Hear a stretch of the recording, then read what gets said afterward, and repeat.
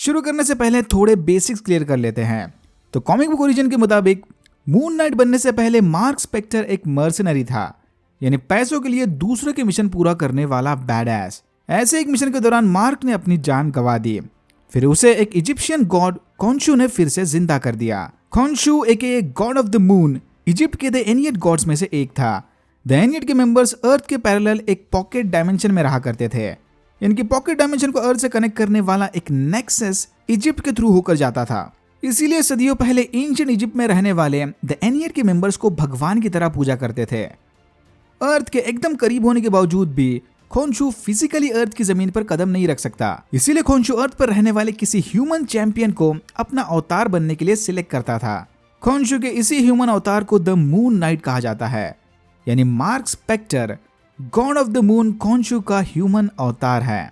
Mark Spector multiple personality disorder का शिकार था, यानी उसके दिमाग के अंदर एक से ज्यादा पर्सनैलिटीज रहते थे। अगर अपरिचित या स्प्लिट जैसी मूवीज देखी होंगी तो ये कंसेप्ट ज्यादा जल्दी समझ आएगा। कॉमिक्स में मार्क के दो एक्स्ट्रा पर्सनैलिटीज थे, करोड़पति स्टीवन ग्रांट और taxi driver Jake Lockley. But show में इन्होंने स्टीवन ग्रांट को करोड़पति की जगह म्यूजियम का आम एम्प्लॉय दिखाया है, क्योंकि ऑलरेडी बहुत सारे सॉल्टी फैंस मून नाइट को मार्वल का बैटमैन बुलाते हैं। तो इसीलिए शो ने स्टीवन को ब्रूस वेन की जगह 9 to 5 एम्प्लॉय बना दिया। I think Disney plus show Jake Lockley की जगह मिस्टर नाइट पर्सनालिटीज पर ज्यादा फोकस करेगा। मार्क की मिस्टर नाइट पर्सनालिटी के बारे में हम अगले एपिसोड्स में बात करेंगे। तो हाँ, माना कि एपिसोड 1 में हमारी मुलाकात पहले स्टीवन से हुई, बट इसकी मेन पर्सनालिटी मार्क स्पेक्टर है। अब इस एमसीयू मार्क स्पेक्टर को यह पर्सनालिटी डिसऑर्डर पहले से था या मून नाइट बनने के बाद मिला, वो तो आगे ही पता चलेगा। खोंशू गॉड ऑफ द मून है और मून के अलग अलग फेजेस होते हैं, बिल्कुल मार्क की स्प्लिट पर्सनालिटीज की तरह। तो शायद हमें इधर एक हिंट मिल सकता है। ओके, अब बात करते हैं स्टोरी के विलन एके आर्थर हैरो की। आर्थर इजिप्शियन गॉडेस एमिट के सपोर्टर्स का कल्ट चलाता है। ये एंशिएंट गॉडेस एमिट लोगों को उनके पास्ट, प्रेजेंट और फ्यूचर के कामों से जज करती थी, यानी बस अभी अच्छे काम करके कोई फायदा नहीं है। अगर एमिट ने भाप लिया कि आप फ्यूचर में कोई पाप करने वाले हो तो उसकी सजा प्रेजेंट में ही मिल जाएगी। आर्थर को किसी तरह से एमिट के जजमेंटल पावर्स मिल गए और बस वो इन्हीं पावर के बलबूते पर एमिट के सपोर्टर्स का कल्ट लीडर बन गया। आर्थर खुद भी एमिट का एकदम कट्टर डिओटी था। एपिसोड 1 के ओपनिंग सीन में हमने देखा कि आर्थर किसी पेनफुल रिचुअल को पूरा करके टूटे हुए कांच से भरे चप्पल पहनता है, यानी कॉन्स्टेंटली कांच के टुकड़ों पर चलना समझ लो, एक तरह का सेक्रीफाइस। फिर हमारी मुलाकात हुई मार्क की स्प्लिट पर्सनालिटी स्टीवन ग्रांट से। स्टीवन को लगता है कि शायद उसे नींद में चलने की बीमारी है, इसीलिए वो हमेशा अपने आप को बेड से बांध कर और दरवाजे पर टेप लगा कर रखता था। इसने बेड के सामने रेत भी बिछा कर रखी थी, ताकि अगर कभी ये फिर से स्लीप वॉक पर निकल जाए तो सुबह होने पर उसे पता चलेगा। यानी अब तक स्टीवन उसके स्प्लिट पर्सनालिटी डिसऑर्डर को बस नींद में चलने की बीमारी समझ रहा था। एनीवेज, उठकर सारे ट्रैप्स की जांच करने के बाद स्टीवन ने उसकी मम्मी को फोन लगाया और अपनी एक फिन वाली गोल्ड फिश को खाना खिलाया। अगर स्टीवन रियल नहीं है तो उसकी मम्मी कहां से आई? पक्का ये भी कोई मार्क का बनाया मेंटल ट्रैप होगा। फ्रेश होकर किसी तरह से लड़खड़ाते हुए स्टीवन सीधा काम पर चला गया। लगता है रात को इसकी नींद पूरी नहीं हुई या फिर मार्क ने होने नहीं दी। स्टीवन लंदन की नेशनल आर्ट गैलरी के गिफ्ट शॉप में काम करता था। बॉस से गाली खाने के कुछ देर बाद ही स्टीवन को एक सरप्राइजिंग न्यूज पता चली। इस फ्राइडे को वो गैलरी की टूर गाइड डिलन के साथ डिनर डेट पर जाने वाला था। यह सुनकर स्टीवन काफी कंफ्यूज था, क्योंकि उसे इस डेट नाइट के बारे में कोई आइडिया नहीं। ऊपर से स्टीवन ठहरा वीगन और डेट थी स्टेक हाउस में। जो भी हुआ, जैसे भी हुआ, स्टीवन तो बस डेट पर जाने के लिए एक्साइटेड था। इस बेचारे को क्या पता कि डिलन इसकी स्प्लिट पर्सनैलिटी के साथ डेट पर जाने वाली थी, स्टीवन के साथ नहीं। तो स्टीवन वीगन है, बट उसकी स्प्लिट पर्सनैलिटी मस्त मटन वगैरह खा सकती है। वाव।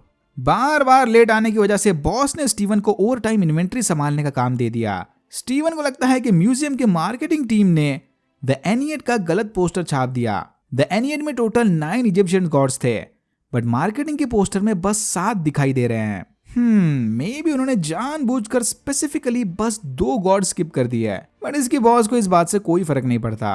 रात में घर जाने से पहले स्टीवन एक स्ट्रीट आर्टिस्ट को अपनी नींद में चलने वाले प्रॉब्लम के बारे में बता रहा था। बहुत लोगों का मानना है कि शायद ये बंदा मार्क का इन्फॉर्मेंट क्राउली होगा, बिल्कुल कॉमिक्स की तरह, बट अभी कुछ कंफर्म नहीं। अपने स्लीप वॉकिंग प्रॉब्लम से लड़ने, स्टीवन रात में पजल सॉल्व करने और एंशिएंट हिस्ट्री बुक्स पढ़ने जैसे एक्टिविटीज करता था ताकि जितना हो सके उतना टाइम ये जगा रहे। बट इस सबका कोई फायदा नहीं था।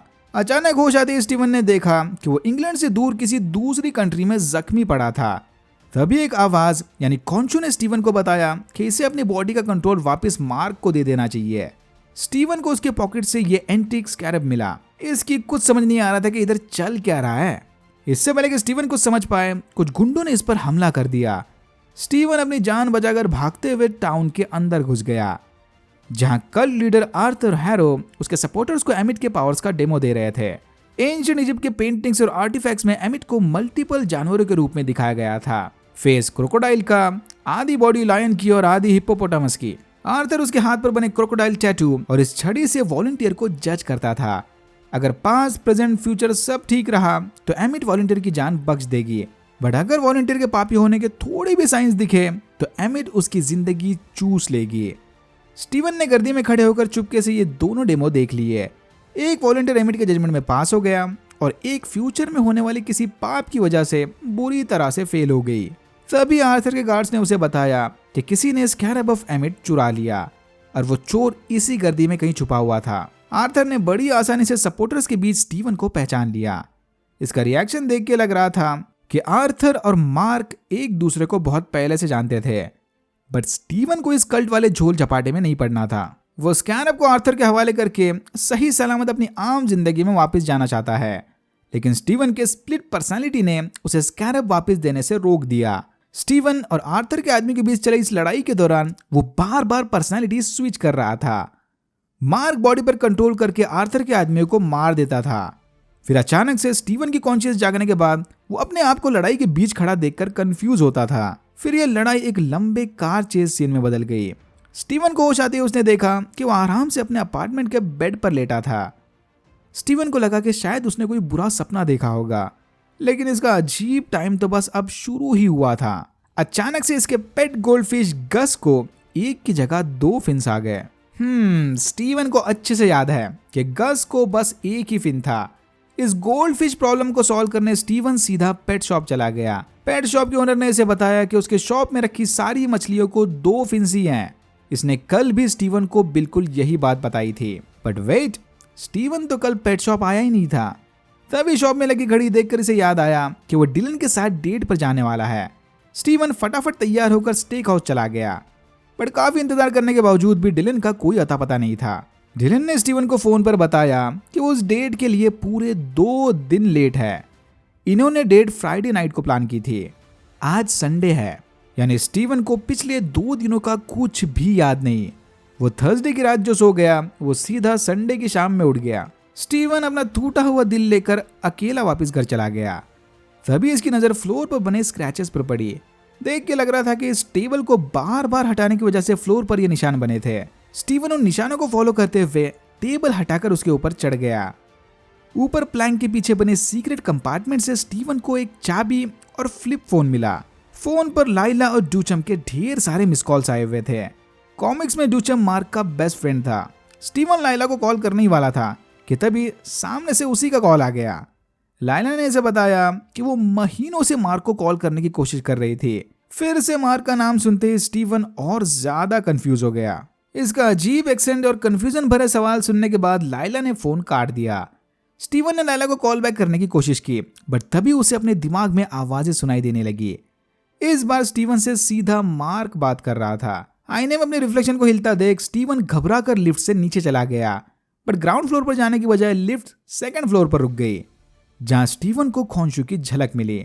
खोंशू को अपने सामने देखकर स्टीवन डर के मारे जोर से चिल्लाने लगा, लेकिन जब इसे होश आया तब वो दिन के वक्त बस में सफर कर रहा था।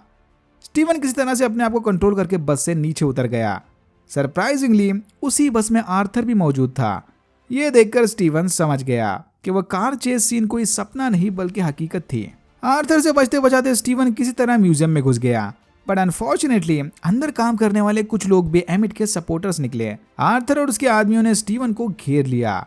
आर्थर इधर स्टीवन को एमिट के ऊपर लेक्चर देने लगा कि कैसे दूसरे गॉड्स और खुद एमिट के अवतार ने उसे धोखा दे दिया।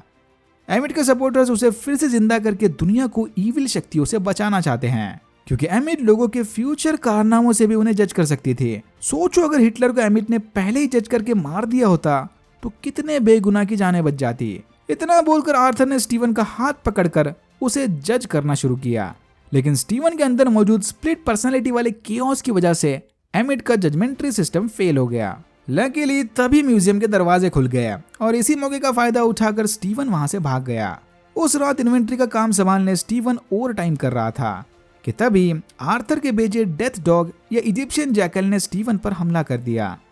आर्थर को स्कैरब वापस मिलते ही वो स्टीवन की जान बख्श देगा, लेकिन स्टीवन को कोई आइडिया नहीं था कि मार्क ने वो स्कैरब कहां छुपाया है। स्टीवन उस मॉन्स्टर से जान बचाते हुए म्यूजियम के बाथरूम में घुस गया।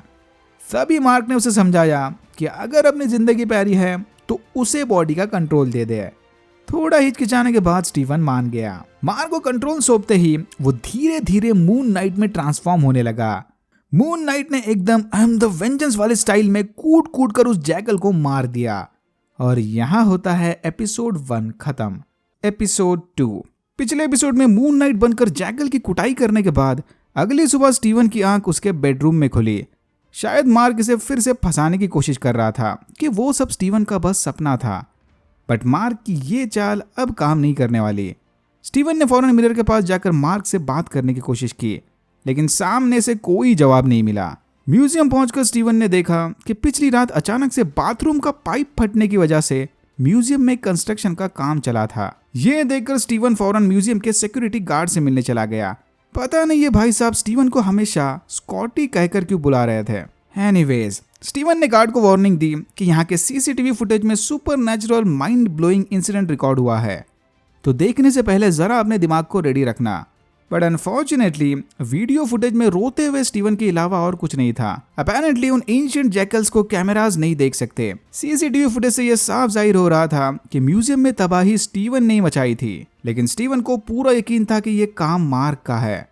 जाने से पहले मार्क ने स्टीवन को गुस्से वाला लुक भी दे दिया। लकीली म्यूजियम के एचआर डिपार्टमेंट ने स्टीवन को बिना कोई खर्चा पानी दिए फायर कर दिया। एचआर को लगता है कि स्टीवन को एक अच्छे साइकियाट्रिस्ट की जरूरत है। इनके पास कुछ वंडरफुल डॉक्टर्स के कॉन्टैक्ट्स भी थे, जस्ट इन केस अगर स्टीवन इंटरेस्टेड हो। फिर स्टीवन एचआर को अपना नेम टैग थमाकर क्राउली से मिलने चला गया। क्राउली के साथ वन वे कम्युनिकेशन करते वक्त अचानक स्टीवन की समझ आया कि उसे घर में मोबाइल के साथ किसी स्टोरेज रूम की चाबियां भी मिली थी। किचन पर बने लोगों को ट्रैक करते हुए स्टीवन फाइनली उस स्टोरेज हाउस तक पहुंच गया। यहाँ के रिसेप्शनिस्ट ने स्टीवन एके मार्क को देखते ही पहचान लिया। इस लॉकर के अंदर एक मिलिट्री बेड, डफल बैग और ढेर सारे स्टोरेज बॉक्सेस रखे थे। स्टीवन फौरन उस डफल बैग की तलाशी लेने लग गया। स्टीवन को उस बैग से एक gun, international currencies, Mark Spector का पासपोर्ट और वो स्कैरब मिला। स्टीवन ये सब देखकर काफी हैरान था। स्कैरब को हाथ में लेते ही वो एक उड़ते हुए कंपास में बदल गया। यहाँ फाइनली मार्क स्पेक्टर ने स्टीवन से बात की। मार्क ने स्टीवन को समझाते हुए कहा कि इधर जो कुछ भी हो रहा है वो स्टीवन की समझ के एकदम परे है। अच्छा होगा कि स्टीवन आराम से उस बेड पर लेटकर मार्क को अपनी बॉडी का कंट्रोल दे दे। लेकिन स्टीवन कहाँ सुनने वाला था। उसे किसी भी कीमत पर अभी का अभी सारी सच्चाई जाननी थी। फिर मार्क ने इसे बताया कि वो इजिप्शियन मून गॉड कॉन्शु का अवतार है, जो कॉन्शु के कहने पर गुनहगारों को इंसाफ दिलाता है। लेकिन मार्क और कॉन्शु के बीच हुई इस डील में स्टीवन का कोई काम नहीं। कॉन्शु को यह बात बिल्कुल पसंद नहीं कि स्टीवन उनके काम में आड़े आए। ये सुनते ही स्टीवन समझ गया कि वो पूरी तरह से पगला गया है। मार्क को बॉडी का कंट्रोल देने के बजाय स्टीवन वो बैग उठाकर बाहर भाग गया ताकि ये सारे सबूत पुलिस के हवाले करके खुद अरेस्ट हो जाए। स्टीवन जेल में बंद रहेगा तो मार्क भी किसी और को नुकसान नहीं पहुंचा सकता। लॉकर से बाहर निकलते ही स्टीवन का सामना कॉन्शु से हुआ, जो उसे अपनी बॉडी मार्क के हवाले करने के लिए धमका रहा था। स्टीवन किसी तरह से भागते हुए स्टोरेज हाउस से बाहर चला गया, जहां उसकी मुलाकात लाइला से हुई। लाइला मार्क का फोन ट्रैक करते हुए यहां तक आई थी। यहीं पर स्टीवन को पता चला कि लाइला मार्क की बीवी है। स्टीवन पूरी तरह से कंफ्यूज होकर लाइला को अपने घर ले गया। स्टीवन ने लाइला को बताया कि ये उसके मम्मी का घर था। लाइला ये सुनकर काफी हैरान थी, क्योंकि मार्क और उसकी माँ आपस में बात तक नहीं करते। अचानक से वो इतना प्यार क्यों जताने लग गए। इनके बीच का कंफ्यूजन तो अब बस शुरू ही हुआ था। अपेरेंटली लाइला और स्टीवन दोनों की फेवरेट फ्रेंच पोएट सेम थी, यानी शायद स्टीवन के अंदर छुपी मार्क की सबकॉन्शियस ने लाइला की याद में ही यह हॉबी बना ली होगी। देख के लग रहा था कि स्टीवन को एंशिएंट इजिप्ट में इंटरेस्ट भी लाइला की वजह से ही आया था। लाइला मार्क की बकवास और उसके अजीब से एक्सेंट से तंग आ चुकी थी। वो तो यहाँ पर मार्क से डिवोर्स पेपर पर साइन लेने आई थी। मार्क ने ही लायला को ये डिवोर्स पेपर भेजे थे, बट उन्हें बिना साइन किए। स्टीवन ये देखकर काफी गुस्सा था कि आखिर मार्क लायला जैसी परफेक्ट वाइफ को डिवोर्स कैसे दे सकता है। लायला के डाउट्स क्लियर करने स्टीवन ने उसे स्टोरेज रूम में मिली बैग दिखाई, लेकिन तभी रिफ्लेक्शन वाले मार्क ने स्टीवन को चेतावनी दी कि अगर इसने लायला को स्कैरब दिखाया तो हैरो के आदमी लायला की जान के भी पीछे पड़ जाएंगे। ये सुनते ही स्टीवन ने अपने आप को रोक लिया, बट अब काफी देर हो चुकी थी। लायला ने स्टीवन को धक्का देकर डफल बैग में से वो स्कैरब बाहर निकाला तो यह स्कैरब एमिट के कब्र की दिशा दिखाता है। लायला और मार्क साथ मिलकर इस स्कैरब के लिए लड़े थे, बट अनफॉर्चुनेटली स्टीवन को उनके एडवेंचर्स और मैरिड लाइफ के बारे में कुछ याद नहीं था। इसने लायला को बहुत समझाने की कोशिश की कि वो मार्क स्पेक्टर नहीं बल्कि स्टीवन ग्रांट है और इसे उस स्कैरब में कोई इंटरेस्ट नहीं। लायला को चाहिए तो वो स्कैरब खुद अपने पास रख ले। स्टीवन को तो बस उसकी पुरानी जिंदगी वापस चाहिए थी। इससे पहले कि लायला को समझ पाए, बाहर 2 ऑफिसर्स आ गए। लायला फौरन जाकर खिड़की के बाहर छुप गई। स्टीवन के घर से फेक पासपोर्ट और चोरी का सामान मिलते ही ऑफिसर्स उसे अरेस्ट करके अपने साथ ले गए। मार्क स्पेक्टर का बैकग्राउंड चेक करने पर ऑफिसर्स को पता चला कि वो एक इंटरनेशनल क्रिमिनल है। मार्क के साथियों ने इजिप्ट के किसी आर्कियोलॉजी साइट पर हमला करके कुछ आर्कियोलॉजिस्ट को बेरहमी से मार दिया था। ये सुनते ही स्टीवन के चेहरे का रंग उड़ गया। स्टीवन को पुलिस स्टेशन ले जाने के बजाय ऑफिसर्स उसे हैरो के पास ले गए। तो ये दोनों भी आर्थर हैरो के कल्ट मेंबर्स थे। मार्क के लाख समझाने के बावजूद भी स्टीवन ने उसे कंट्रोल देने से इनकार कर दिया। आर्थर ने स्टीवन को दिलासा देते हुए कहा कि वो उसकी सिचुएशन समझ सकता है। स्प्लिट पर्सनैलिटी डिसऑर्डर की वजह से ही एमिट का जजमेंट स्टीवन पर काम नहीं कर रहा था। आर्थर ये भी जानता है कि स्टीवन को मार्क के साथ साथ कॉन्शू की भी आवाजें सुनाई देती हैं, क्योंकि मार्क से पहले आर्थर कॉन्शू का अवतार था। शायद मार्क के कमजोर दिमाग की वजह से ही कॉन्शू ने आर्थर के बाद उसे अपना नया कैंडिडेट चुन लिया। कॉन्शू नहीं चाहता था कि स्टीवन आर्थर की कोई और बात सुने, इसीलिए वो स्टीवन को उसे मारने का ऑर्डर दे रहा था। लेकिन आर्थर ने स्टीवन को समझाया कि डोंट वरी, मार्क की मदद के बिना कॉन्शू कुछ नहीं कर सकता। अवतार के बिना अर्थ पर कॉन्शू के पावर्स काम नहीं करने वाले। इतना बोलकर आर्थर स्टीवन को टाउन की सैर कराने ले गया। आर्थर के यहाँ आने से पहले इस जगह पर ढेर सारे क्राइम्स हुआ करते थे, बट कल्ट का हिस्सा बनते ही यहाँ रहने वाले सारे लोग क्राइम फ्री लाइफ जीने लगे। एमिट का डर बाबू भैया, एमिट का डर। कॉन्शू कोने में बैठा इनकी सारी बातें सुन रहा था। आर्थर ने स्टीवन को बताया कि कॉन्शू का जस्टिस सिस्टम तो गुनहगारों को गुनाह करने के बाद सजा देता है। ऐसे जस्टिस सिस्टम का क्या ही फायदा जो गुनाह होने से ना रोके। दूसरी तरफ एमिट का जस्टिस सिस्टम गुनहगार के पास्ट, प्रेजेंट और फ्यूचर को पहले ही पढ़ लेगा। यानी एमिट के फिर से जिंदा होते ही दुनिया से पाप का नामो निशान मिट जाएगा। आर्थर चाहता है कि स्टीवन फटाफट उस स्कैरब इनके हवाले कर दे ताकि ये एमिट की कब्र को ढूंढकर उसे आजाद कर सके। लेकिन स्टीवन को ये प्री जजमेंट वाला सिस्टम बिल्कुल सही नहीं लगा। ऐसा करने से एमिट शायद छोटे बच्चों को भी मार दे, क्योंकि वो बच्चे 30-40 साल बाद बड़े होने के बाद कोई गुनाह करेंगे। गुनाह करने से पहले सजा देना तो मासूम को सजा देने जैसा है ना। ये सुनते ही आर्थर की सटक गई। बस हो गया चिटचैट, उसे अब स्कैरब चाहिए था। आर्थर ने इनडायरेक्टली मार्क को भी समझाने की कोशिश की कि वो कॉन्शू की बातों पर भरोसा ना करे। कॉन्शू एक नंबर का झूठा गॉड है। अच्छा होगा कि मार्क जल्द से जल्द वो स्कैरब आर्थर के हवाले कर दे। लेकिन स्टीवन ने उसे बताया कि स्कैरब फिलहाल किसी और के पास है। स्टीवन से वो नाम उगलवाने आर्थर ने एमिट की छड़ी उठा ली। इस छड़ी में एमिट के थोड़े पावर्स कैद थे। इससे पहले कि आर्थर स्टीवन को कोई नुकसान पहुंचाए, वहां पर स्कैरब लेकर लाइला आ गई। लेकिन स्कैरब को आर्थर के हवाले करने के बजाय लाइला स्टीवन को लेकर वहां से भाग गई। स्टीवन लाइला के क्लोज कॉम्बैट स्किल्स देखकर काफी हैरान था। आर्थर ने एमिट की छड़ी से जमीन में एक पोर्टल ओपन कर दिया, जिसके अंदर से एक और जैकल निकलकर स्टीवन के पीछे चला गया। लाइला और स्टीवन भागते हुए एक रूम के अंदर छुप गए। लाइला चाहती है कि स्टीवन फटाफट मून नाइट का सूट पहनकर इनकी जान बचाए, समन द सूट। लेकिन स्टीवन को किसी सूट के बारे में कोई आइडिया नहीं। मून नाइट बनने के लिए स्टीवन को बॉडी मार्क के हवाले करनी होगी। स्टीवन ऐसा बिल्कुल नहीं करने वाला, चाहे इसकी जान ही क्यों न चली जाए। लाइला ने कंफ्यूज होकर वो स्कैरब स्टीवन के हवाले कर दिया। तभी उस जैकल ने दरवाजा तोड़कर स्टीवन को रूम से बाहर फेंक दिया। नीचे गिरते वक्त कॉन्शू की बात सुनकर स्टीवन ने फाइनली सूट को समन कर लिया। बट स्टीवन मून नाइट की बजाय मिस्टर नाइट बन गया। सूट कोई भी हो, इनके पावर्स कुछ हद तक सेम ही थे। टू बी ऑनेस्ट, ये सूट मुझे ज्यादा कूल लगा। जैकल और स्टीवन के बीच चली लड़ाई के दौरान हमें एक और बात पता चली कि उस जैकल को सिर्फ स्टीवन और शायद आर्थर ही देख सकते थे। बाकी किसी को वो जैकल नहीं दिख रहा था।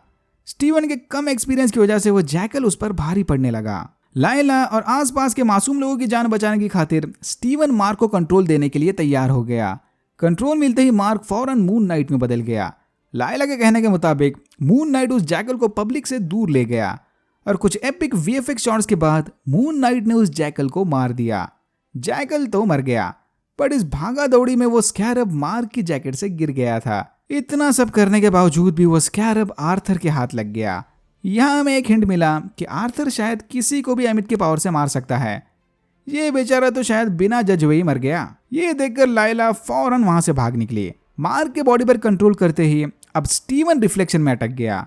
जब तक ये काम पूरा नहीं होता, मार्क बॉडी का कंट्रोल अपने पास ही रखेगा। स्टीवन के बहुत कोशिश करने के बावजूद भी वो अपना कंट्रोल वापस नहीं ले पाया, क्योंकि जो पर्सनालिटी बॉडी पर कंट्रोल करती है उसे खुद से होकर दूसरी पर्सनालिटी को कंट्रोल देना पड़ता है। ये जबरदस्ती काम नहीं करने वाली, कंसेंट चाहिए। मार्क ने स्टीवन से वादा किया कि कॉन्चो का उधार चुकता होते ही वो हमेशा हमेशा के लिए स्टीवन की जिंदगी से निकल जाएगा, लेकिन तब तक स्टीवन को बैक सीट पर बैठे रहना होगा। शायद ये शो भी मार्क स्पेक्टर की comic book origin story follow कर रहा है। इजिप्ट में किसी मिशन के दौरान मार्क स्पेक्टर की जान बचाने के बदले कॉन्चो ने उसे अपना अवतार बना लिया। मार्क के बाद कॉन्चो लायला को नेक्स्ट अवतार चुनने वाला था, इसीलिए ना चाहते हुए भी मार्क ने लायला को अपने से दूर कर दिया। लेकिन स्टीवन को मार्क की बातों पर भरोसा नहीं था। मार्क ने गुस्से में मिरर तोड़कर स्टीवन को शांत कर दिया कि तभी वहां पर कॉन्चो आ गया। मार्क ये आर्थर वाले प्रॉब्लम को सॉल्व करने के बाद कॉन्चो के एग्रीमेंट से आजाद होना चाहता था, लेकिन कॉन्चो ने उसे याद दिलाया कि ऐसा करने पर वो लायला को नेक्स्ट कैंडिडेट चुन लेगा। देख के लग नहीं रहा कि मार्क के पास कॉन्चो की मनमानी सहने के अलावा दूसरा कोई ऑप्शन है, तो ये कॉन्चो के पीछे पीछे एमिट की कब्र ढूंढने इजिप्ट चला गया। स्टीवन भी बैक सीट पर बैठकर इनके साथ चल दिया। कमरे में भी तबाही को देख के लग रहा है कि शायद स्टीवन ने फिर से इसके साथ कोई झगड़ा कर लिया। और यहाँ होता है एपिसोड 2 खत्म। एपिसोड 3 की शुरुआत में हमने देखा कि लैला एक फैमिली फ्रेंड की मदद से इजिप्ट जाने फेक पासपोर्ट बना रही थी। लैला की ओरिजिन कंट्री इजिप्ट है और वो 10 साल बाद पहली बार अपने घर वापस जा रही थी। जो लोग नहीं जानते, लैला के कैरेक्टर प्ले करने वाली ये एक्ट्रेस भी हाफ इजिप्शियन है। यही हमें 2 और बातें पता चली कि लैला ब्लैक मार्केट से एंटीक चीजें चुराकर उन्हें वापस उनके ओरिजिनल ओनर के पास पहुंचाती थी, और दूसरा कि लैला के पापा एक आर्कियोलॉजिस्ट थे जो किसी मिशन के दौरान रेगिस्तान में मारे गए। उधर कायरो में आर्थर हैरो ने उस कैरब कंपस के जरिए एमिट की कब्र ढूंढ निकाली। मार्क भी यहाँ आर्थर की तलाश में एक लीड का पीछा कर रहा था, बट इसके यहाँ पहुंचने से पहले ही आर्थर के आदमियों ने उस खबरी को मार डाला। बस फिर क्या था, मार्क ने उन लोकल इजिप्शियन गुंडों की कुटाई शुरू कर दी ताकि वो इनसे आर्थर हैरो की लोकेशन जान सके। एक लंबे क्लोज कॉम्बैट फाइट सीक्वेंस के बाद मार्क की बॉडी पर फिर से स्टीवन ने कब्जा कर लिया। स्टीवन उन गुंडों को सही सलामत वापस भेजकर खुद भी कायरो से भागने की कोशिश में था, बट एन मोमेंट पर मार्क ने कंट्रोल वापस ले लिया। मार्क ने फिर से उन गुंडों को ढूंढकर पूछताछ शुरू कर दी। रिफ्लेक्शंस में कैद स्टीवन की पर्सनैलिटी बार बार मार्क को डिस्ट्रैक्ट कर रही थी, और इसी मौके का फायदा उठाकर आर्थर के आदमियों ने मार्क के सर पर हमला कर दिया। होश आने पर मार्क ने देखा कि उसने 3 में से 2 गुंडों को मार दिया था। अब बस एक बच्चा जिंदा बचा है। सरप्राइजिंगली इस खून खराबे के बारे में ना तो मार्क को कुछ याद था और ना ही स्टीवन को, यानी ये कांड मार्क की थर्ड पर्सनैलिटी ने किया होगा, मे बी जेक लॉकले। फिलहाल ये सब सोचने का टाइम नहीं था। कॉन्चो के कहने पर मार्क उस बच्चे को पहाड़ी से नीचे लटका कर हैरो के बारे में पूछताछ करने लगा, बट ये बंदा एमिट का कट्टर सपोर्टर निकला। मार्क को आर्थर हैरो की लोकेशन बताने के बजाय इसने अपनी जान की कुर्बानी दे दी। मार्क को लगता है कि हैरो को रोकने इन्हें दूसरे गॉड्स की मदद लेनी चाहिए। अनफॉर्चुनेटली कॉन्चो की बाकी गॉड्स के साथ जरा भी नहीं बनती। द एनियट का ध्यान अपनी ओर खींचने कॉन्चो को कोई बड़ा कांड करना होगा, बट अगर गॉड्स को ज्यादा गुस्सा आ गया तो वो कॉन्चो को पत्थर में कैद कर देंगे। तो जरा सोच समझ के, क्योंकि अगर कॉन्चो कैद हो गया तो मार्क भी अपने पावर्स खो देगा। गॉड्स का अटेंशन लेने कॉन्चो दिन दहाड़े सूरज ग्रहण ले आया। ये देखते ही द एनियट ने फौरन इमरजेंसी मीटिंग बुलवा ली। द एनियट के अवतार सारी दुनिया में फैले हुए थे। ऐसे अर्जेंट मीटिंग का बुलावा आते ही उन अवतार्स के सामने एक पोर्टल ओपन हो जाता था। मार्क के सामने भी ऐसा ही एक पोर्टल खुला जो इसे सीधा the great pyramid of Giza के अंदर ले जाएगा। मार्क को मिलाकर इस मीटिंग को अटेंड करने टोटल 6 अवतार आए थे। हैथोर के अवतार ने हमें ऐसे भी हिंट्स दिए कि शायद जमाने के दिनों में कॉन्चो और हैथोर के बीच चक्कर चला था। कॉन्चो के शो ऑफ और मनमानी की वजह से गॉड्स उसे ऑलरेडी एक बार बैनिश कर चुके थे, बट ये खुलेआम आसमान के साथ छेड़खानी करना लिमिट को क्रॉस कर रहा है। अगर कॉन्चो ने फिर से ऐसा कोई इंस्टेंट मारा तो वो उसे सीधा पत्थर में कैद कर देंगे। बाकी के गॉड्स ह्यूमंस के बीच अंडरकवर रहकर बस उनकी करतूतों पर नजर रखा करते थे। इंसानों ने उनको पूजना छोड़ दिया था, तो इन गॉड्स ने भी इंसानों के बारे में सोचना छोड़ दिया।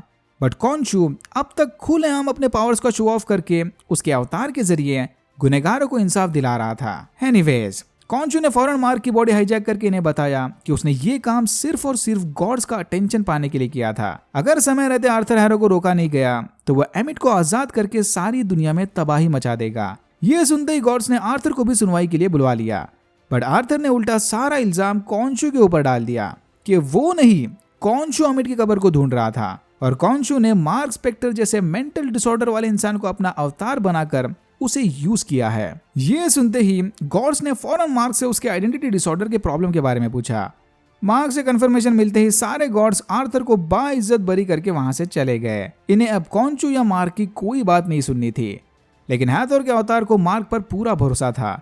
जाने से पहले इसने मार्क को बताया कि अगर एमिट की कब्र ढूंढनी है तो पहले इसे सेन्फू का ताबूत ढूंढना होगा। एमिट को कैद करने के बाद सेन्फू ने उसकी कब्र की लोकेशन रिकॉर्ड करके रखी थी। सेन्फू का ताबूत हाल ही में ब्लैक मार्केट में बिका था, तो शायद मार्क को वहां से कोई लीड मिल सकती है। इसी ब्लैक मार्केट डीलर को ढूंढते वक्त मार्क की मुलाकात लैला से हुई, जो यहाँ मार्क को ढूंढते हुए आई थी। लकीली वो डीलर लैला का पुराना दोस्त कम दुश्मन एंटोन मॉर्ग्राट है। इनके बीच मैड्रीपुर में कोई सीन हुआ था, उसके बाद से ये आज पहली बार मिल रहे थे। कॉमिक्स में ये मिडनाइट मैन नामी एंटीक थीफ के नाम से जाना जाता था। अनफॉर्चुनेटली एंटोन के कैरेक्टर को प्ले करने वाले एक्टर हाल ही में एक एक्सीडेंट में मारे गए। होपफुली अगले एपिसोड में हमें इसकी मिडनाइट आइडेंटिटी भी देखने मिल जाए। एंटोन मार्क को देखते ही समझ गया था कि इस बंदे में कोई गड़बड़ है। एंटोन ने मार्क का नॉलेज चेक करने उसका एक छोटा सा टेस्ट लिया, जिसमें वो बुरी तरह से फेल हो गया। ये एंशिएंट इजिप्ट वाला ज्ञान सिर्फ स्टीवन को था। लैला को लगता है कि मामला और बिगड़ने से पहले मार्क अपनी बॉडी का कंट्रोल स्टीवन को दे दे, बट मार्क ने इस बात से साफ मना कर दिया। मार्क स्टीवन को बिना कंट्रोल दिए रिफ्लेक्शन के जरिए उसकी मदद लेने लगा। एमिट की लोकेशन ढूंढने इन्हें एक पहेली सुलझानी होगी। लैला को एंटोन का ध्यान भटकाने भेजकर मार्क और स्टीवन सेन्फू की पहेली सुलझाने लग गए। मार्क को ताबूत के साथ छेड़खानी करता देख एंटोन के बॉडीगार्ड ने उसे रोक लिया। बंदूक सामने देखकर मार्क के क्लोज कॉम्बैट स्किल्स ट्रिगर हो गए और उसी के साथ इनकी पोल भी खुल गई। एंटोन के आदमियों ने मार्क और लैला को पकड़ लिया कि तभी वहां पर आर्थर हैरो आ गया। आर्थर ने एंटोन को स्कैरब और छड़ी का डेमो देते हुए कहा कि वो उसे सीधा खजाने तक पहुंचा सकता है। एंटोन को इन दोनों के साथ टाइम वेस्ट करने की कोई जरूरत नहीं। आर्थर ने यहाँ पर लैला के साथ भी माइंड गेम्स खेले। आर्थर ने लैला को बताया कि मार्क उसके पापा के मर्डर के बारे में सब कुछ जानता है। मार्क ही है जो लैला को उसके असली खूनी तक पहुंचने से रोक रहा था, इंडिकेटिंग कि मार्क स्पेक्टर के उस रेगिस्तान वाले मास मर्डर में शायद लैला के पापा भी शामिल थे।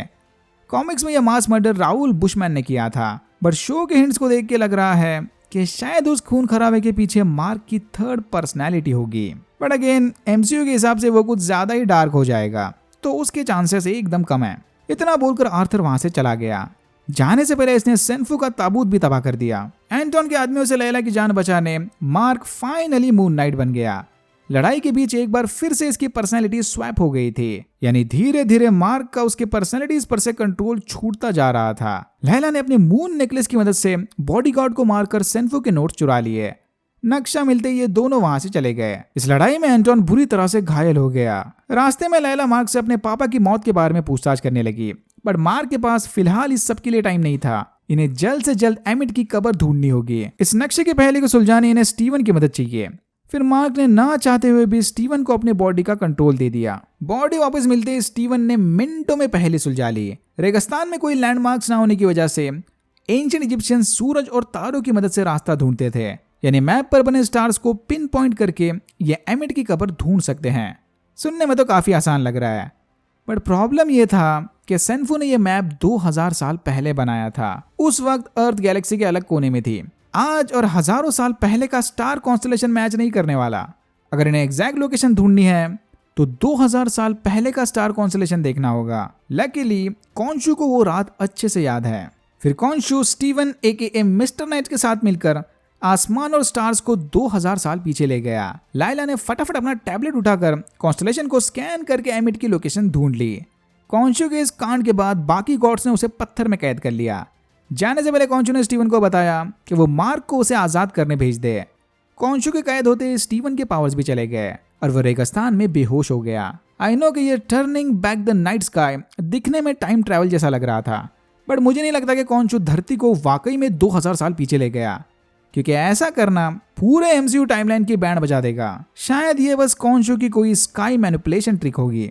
कॉन्शु को फाइनल गुड बाय बोलने आर्थर उसकी मूर्ति से मिलने चला गया। आर्थर ने कॉन्शु से वादा किया कि वो एमिट को आजाद करके अपने मिशन को पूरा करके रहेगा और आगे जो भी होगा उसका जिम्मेदार कॉन्शु है, क्योंकि इसी ने आर्थर को अपना अवतार बनाकर उसे अंदर से तोड़ दिया था। और यहाँ होता है एपिसोड 3 खत्म। एपिसोड 4 कॉन्शु को पत्थर में कैद करने के बाद ओसाइरस के अवतार ने उसकी उस शाप्ति को दीवार में रख दिया। देख के लग रहा है कि कॉन्शु की तरह ही एनियड और भी बहुत सारे गॉड्स को कैद कर चुके हैं। लैला रेगिस्तान में बेहोश पड़े स्टीवन को होश में लाने की कोशिश में थी कि तभी अचानक उन पर आर्थर के आदमियों ने हमला कर दिया। लैला ने अपना दिमाग लगाकर फ्लेयर सिग्नल की मदद से सबको ठिकाने लगा दिया। गोलियों की आवाज से स्टीवन को भी होश आ गया। सुबह होते होते दोनों एमित को ढूंढते हुए इस लोकेशन पर पहुंच गए। बाहर आर्थर के आदमियों की गाड़ियां और टेंट बने थे, बट किसी का कोई अता पता नहीं था। बिना पहरा लगाए सारे ही टूम के अंदर घुस गए। दोनों को यह देखकर थोड़ा डाउट आने लगा, बट इनके पास अंदर जाने के अलावा दूसरा कोई ऑप्शन नहीं था।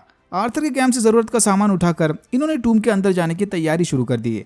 स्टीवन लैला पर पूरी तरह से लट्टू हो गया था। मार्क ने रिफ्लेक्शन से स्टीवन को कड़ी चेतावनी दी कि वो लैला से दूर रहे।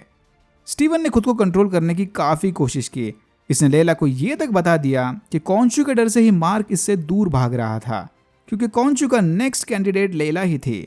बट लैला को अपने इतने करीब आता देख स्टीवन से रहा नहीं गया और भाई साहब ने लैला को किस कर दिया।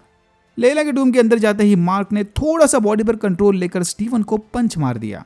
अंदर जाते ही लैला ने रेत पर उसके पापा के इनिशियल्स लिख दिए। याद है ना, लैला के आर्कियोलॉजिस्ट पापा ऐसे एक मिशन के दौरान मारे गए थे। यहाँ रख के एंशिएंट आर्टिफैक्ट्स को देखकर स्टीवन खुशी के मारे पगला गया। ये पूरा का पूरा स्ट्रक्चर हॉरस की आंख की शेप में बना था। इतनी मेहनत तो किसी फैरो के कब्र के लिए की जाती थी, यानी एमित का फाइनल अवतार एक फैरो था। बट इस फैरो की कब्र तक पहुंचने इन्हें पहले इस भूल भुलैया को सॉल्व करना होगा। स्टीवन के लिए यह बाएं हाथ का खेल था। हॉरस की आंख का सिंबल ह्यूमंस के 6 सेंसेस को दर्शाता है। थोड़ा दिमाग लगाने पर ये दोनों समझ गए कि एमित का आखिरी अवतार शायद उसकी आवाज का प्रतीक होगा, यानी पजल की ये वाली लोकेशन। कब्र को ढूंढते वक्त इनका सामना एंशिएंट ज़ॉम्बीज यानी हेका प्रीस्ट से हुआ। एंशिएंट इजिप्शियंस इस तरह के हेका प्रीस्ट नामी जादूगरों को फेरो की कब्र की रक्षा करने कब्र के पास ही छोड़ देते थे। हजारों साल बाद भी ये प्रीस्ट अपनी ड्यूटी बड़े अच्छे से निभा रहे थे। हेका प्रीस्ट के साथ चली इस हाथापाई के दौरान स्टीवन और लैला एक दूसरे से अलग हो गए। लैला ने इंडियाना जोन्स स्टाइल में सबसे मुश्किल रास्ता चुना और स्टीवन को लकीली शॉर्टकट मिल गया। लैला ने पूरी जान लगाकर किसी तरह उस खतरनाक रास्ते को पूरा कर लिया, बट तभी उस पर एक और हेका प्रीस्ट ने हमला कर दिया। फिर लैला ने उसके सबसे भरोसेमंद हथियार यानी फ्लेयर की मदद से उस प्रीस्ट को भी मार दिया। उधर स्टीवन शॉर्टकट रास्ते के जरिए फाइनली फेरो की कब्र तक पहुंच गया। सरप्राइज सरप्राइज, एमित का आखिरी अवतार अलेक्जेंडर द ग्रेट था। अलेक्जेंडर की असली कब्र कहाँ है वो आज तक किसी को नहीं पता। बहुत लोगों का मानना है कि बेबीलोन में मरने के बाद उसे अलेक्जेंड्रिया में दफन किया गया था, बट इस शो के हिसाब से तो अलेक्जेंडर की कब्र शायद कायरो और अलेक्जेंड्रिया के बीच वाले रेगिस्तान में थी। एनीवेज, एमित की उशाब्दी को लुटेरों से बचाने उसे अलेक्जेंडर की मम्मी में छुपाया गया था। अलेक्जेंडर एमित की आवाज थी, यानी वह उशाब्दी अलेक्जेंडर के गले में होगी। फिर स्टीवन ने मम्मी को सॉरी बोलकर उसके गले से एमित की उशाब्दी बाहर निकाली। दूसरी तरफ आर्थर ने लैला को बताया कि मार्क उसके पापा यानी अब्दुल्ला अल फूली को अच्छे से जानता है। जिस वक्त अब्दुल्ला का मर्डर हुआ था तब मार्क भी वहां पर मौजूद था। स्टीवन को जज करते वक्त एमिट के स्केल्स ने उसका दिमाग पढ़ लिया था। अब्दुल्ला की मौत वाली मेमोरी आज तक मार्क को परेशान कर रही थी। ये सुनते लैला सीधा स्टीवन को ढूंढने चली गई। लैला को एमिट की उशाब्दी में अब कोई इंटरेस्ट नहीं था। उसे अभी का अभी मार्क से बात करके सारा मैटर क्लोज करना था। लैला का ये रूप देखकर स्टीवन ने बॉडी मार्क के कंट्रोल में दे दी। मार्क ने लैला को बहुत समझाने की कोशिश की कि यहाँ से बाहर निकलते ही वो लैला के सारे डाउट्स क्लियर कर देगा। इधर ज्यादा देर तक रुकना खतरे से खाली नहीं, लेकिन लैला को तो अभी इसी वक्त सब कुछ सच जानना था। तो मार्क ने अब्दुल्ला को नहीं मारा, बट उसकी मौत के वक्त मार्क वहां पर मौजूद था। अब्दुल्ला मार्क के साथी मर्सनरीज के साथ ही किसी मिशन पर गया हुआ था। मिशन के पूरा होते ही मार्क के एक साथी ने लालच में आकर अब्दुल्ला समेत सबको मार दिया। मार्क भी उस दिन मरने वाला था, बट उसे शायद कॉन्शु ने बचा लिया, बिल्कुल कॉमिक बुक ओरिजिन स्टोरी की तरह। उस दिन से लेकर आज तक अब्दुल्ला की मौत का गिल्ट मार्क को परेशान किए जा रहा था। उसी गिल्ड के चक्कर में मार्क लेला से मिलने चला गया और आगे चल के इनकी शादी हुई। ये सुनते ही लेला का दुख डबल हो गया। यानी मार्क ने सिंपैथी के चक्कर में लेला से शादी की थी। याइक्स। अब समझाने का कोई फायदा नहीं भाई, बहुत देर हो गई। आर्थर भी एमिट का उड़ता स्कैरब लेकर यहीं आ रहा था। बाहर से हलचल की आवाज सुनते ही मार्क ने लेला से छुपने के लिए कहा और खुद अलेक्जेंडर की कुल्हाड़ी उठाकर आर्थर से लड़ने चला गया। आर्थर ने मार्क को समझाते हुए कहा कि अब उसकी रक्षा करने कौनशू भी नहीं रहा।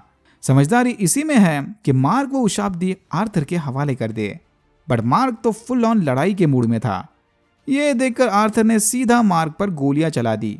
दूसरी गोली खाते ही मार्क स्लो मोशन में नीचे गिर गया। मार्क की फिजिकल बॉडी एकदम शैलो पानी में पड़ी थी, बट उसकी कॉन्शियसनेस काफी गहराई में डूब गई। होश आने पर मार्क ने देखा कि वो किसी साइक वार्ड में बैठा मूवी देखते हुए बिंगो खेल रहा था।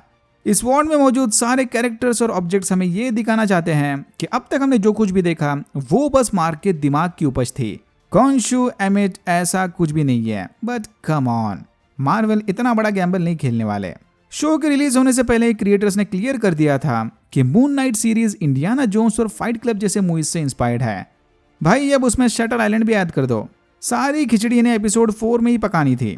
ओके, मार्क को अच्छे से पता था कि कोई इसके साथ पक्का माइंड गेम्स खेल रहा है। मार्क को शांत करने दोनों गार्ड्स उसे मेन थेरेपिस्ट यानी आर्थर के पास ले गए। आर्थर भी मार्क को यही बता रहा था कि Steven, Moon Knight, Egyptians gods ये सब बस मार्क के दिमाग की उपज है। मार्क दिन रात low budget Indiana Jones movies देख देख कर अपनी अलग कहानी बना रहा था जिसमें वो खुद ही हीरो है। बट मार्क कहाँ इसकी बातों में आने वाला था। वो फौरन गार्ड्स को मारकर बाहर भाग गया और एक रूम में जाकर छुप गया। फिर उसी रूम में रखे ताबूत से स्टीवन बाहर निकला।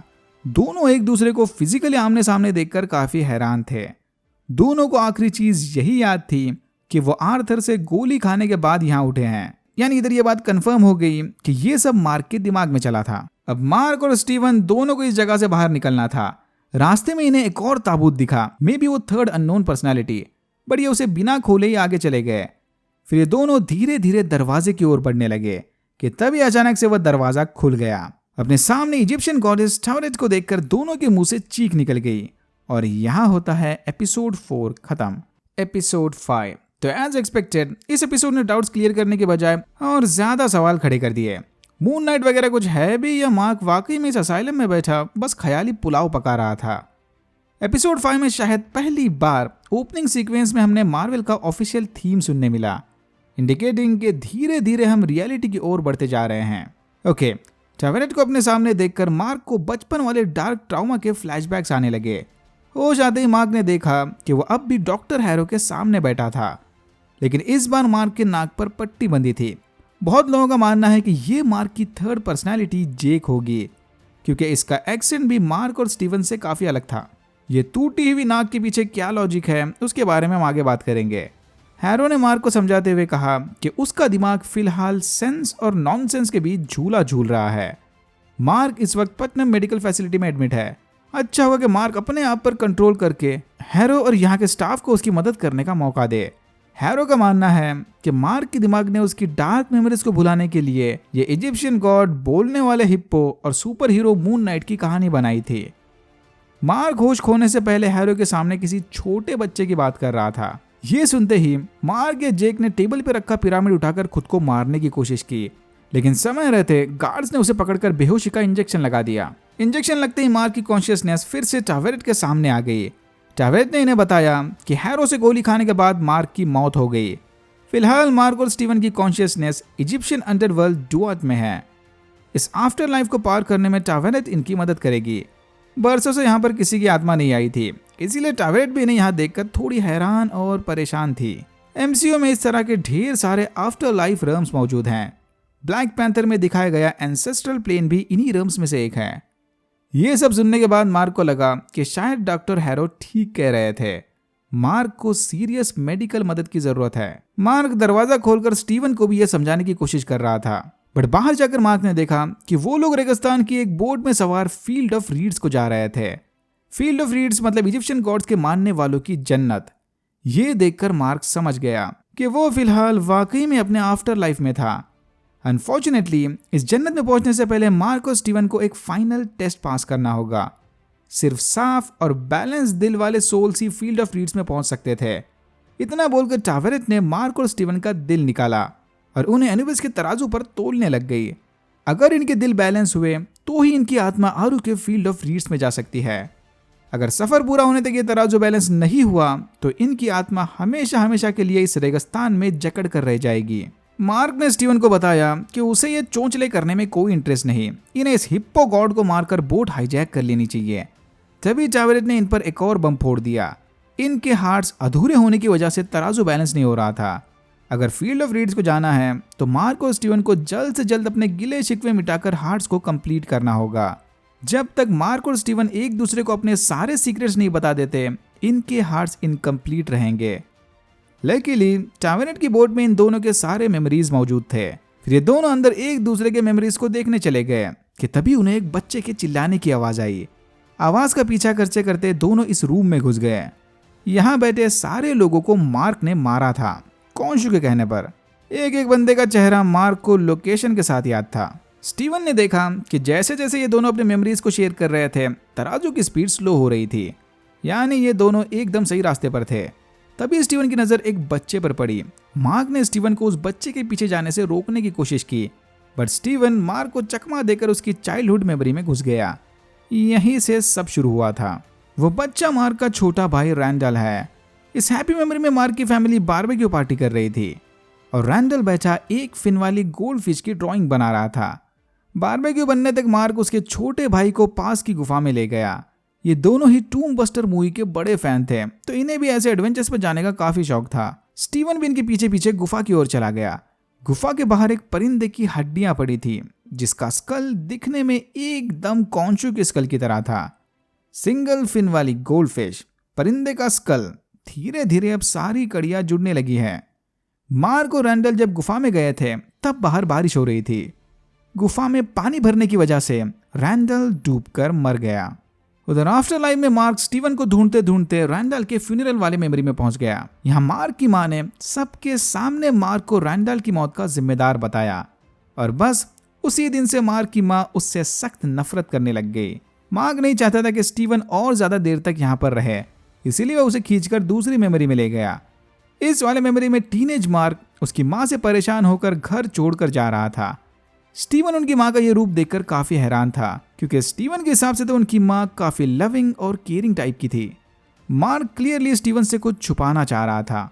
वो उसे ढकेल कर नई मेमोरी में ले गया, लाइला के पापा की मौत वाली रात।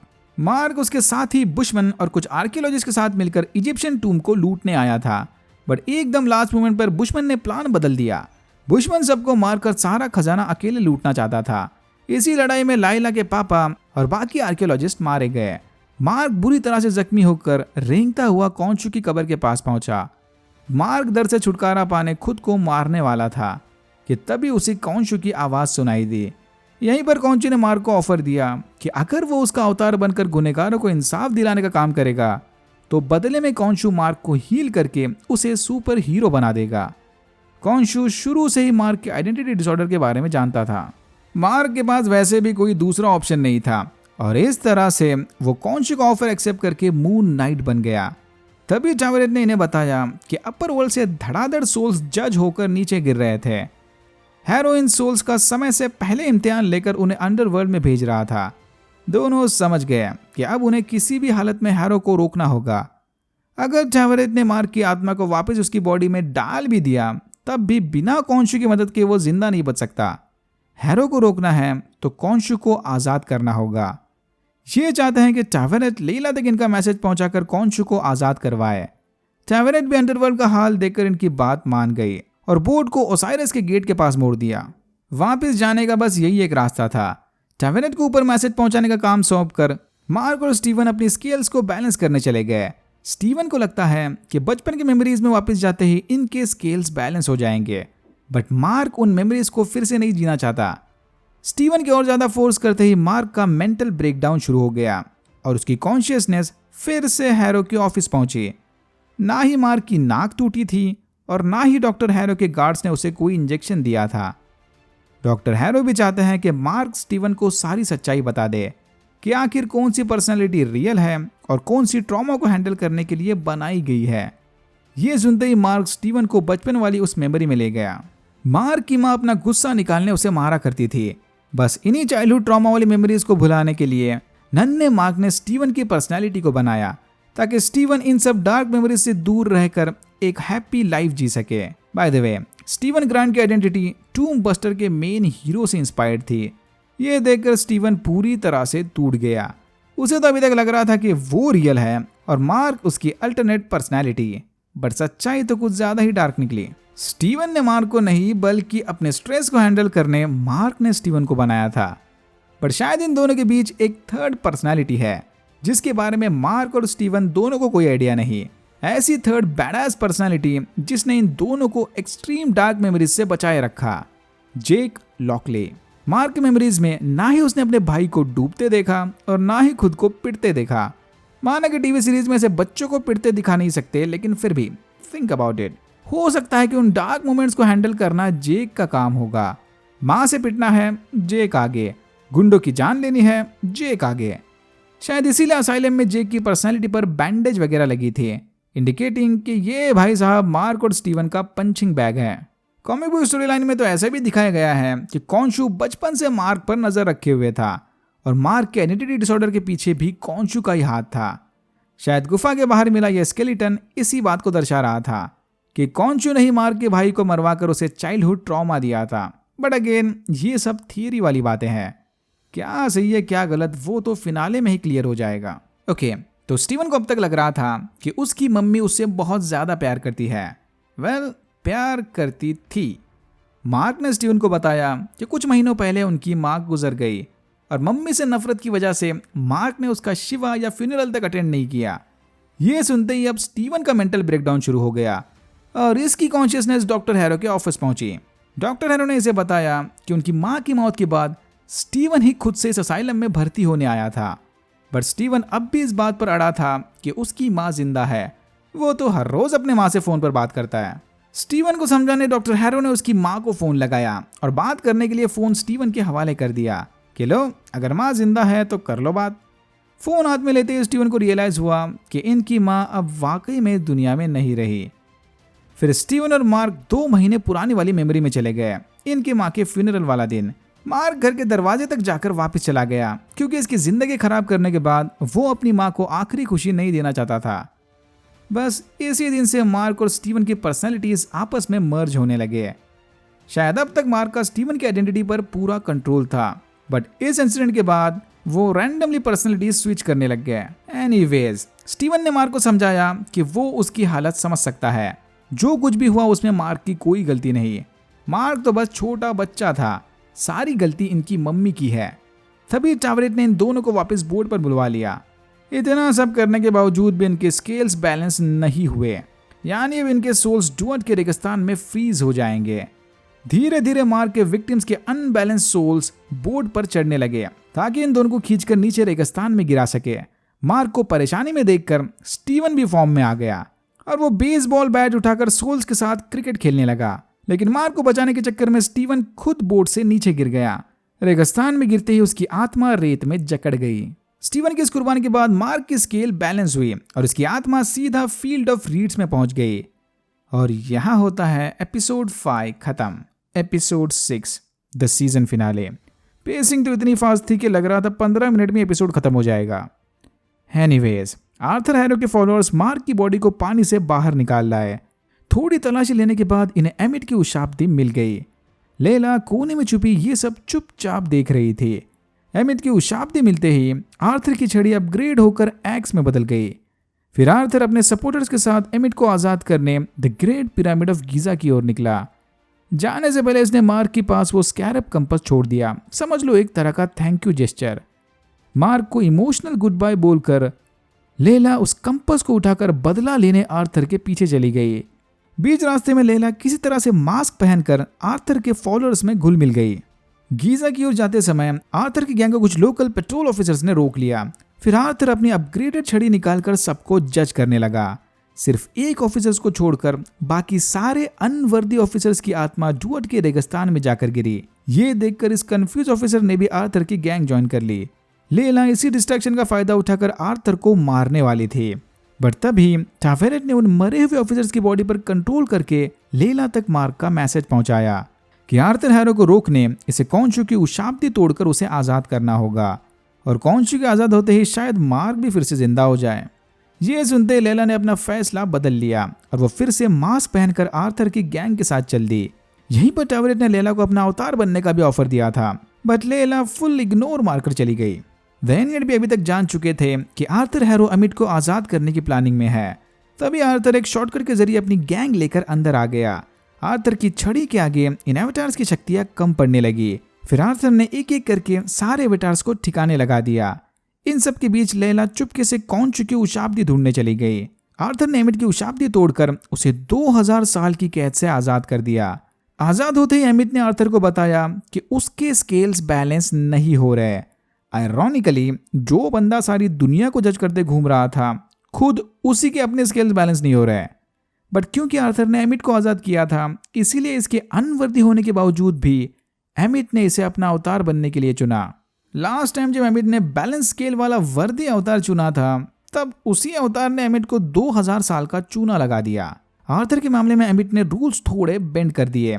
अब ये स्केल्स को नहीं, वफादारी को ज़्यादा इंपॉर्टेंस देगी। इधर आर्थर ने एमिट को आज़ाद कर दिया तो उधर लेला ने कॉन्शू को। आज़ाद होने के दूसरे सेकंड ही कॉन्शू भाई साहब लेला को अपने जाल में लपेटने लग गए कि अगर एमिट को हराना है तो लेला को कॉन्शू का अवतार बनना होगा, क्योंकि मार्क तो अब इस दुनिया में नहीं रहा। बट लेला कहाँ इसके झांसे में आने वाली थी। लेला से रिजेक्शन मिलने के बाद कॉन्शू अकेला एमिट से लड़ने चला गया। कॉन्शू को आज़ाद देखकर फाइनली आर्थर को याद आया कि अरे लेला के बारे में तो हम भूल ही गए थे। उधर फील्ड ऑफ रीड्स में टावेरेट ने मार्क को बताया कि उसका हर्ट अब कंप्लीट हो गया है, लेकिन स्टीवन की कुर्बानी से मिली पैराडाइज में मार्क को कोई इंटरेस्ट नहीं था। जहां जाएंगे दोनों साथ जाएंगे। टावेरेट ने मार्क को चेतावनी दी कि एक बार यहां से वापस निकलने पर मार्क कभी फील्ड ऑफ रीड्स में वापस नहीं आ सकता। बट मार्क टावेरेट की बातें इग्नोर करके स्टीवन को लेने वापस डुआर्ट के रेगिस्तान चला गया। स्टीवन ओसाइरस के गेट के ठीक सामने फ्रीज होकर बैठा था।